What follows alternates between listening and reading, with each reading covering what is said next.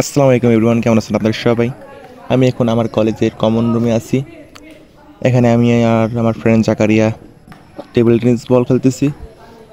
অনেক সুন্দর। আমিও সেরকম পারি না, ও পারে না, দুইজনই আর কি চেষ্টা করতেছি। আর আমার পিছন সাইডে আমার ফ্রেন্ডরা দাবা খেলতেছে এবং ক্রাম বোর্ড খেলতেছে। চলুন একটু ক্রাম খেলা দেখে আসি।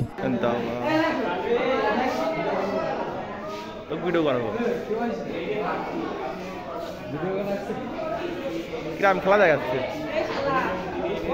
ক্লাস খেলে বন্ধু ভালো করে খেলে।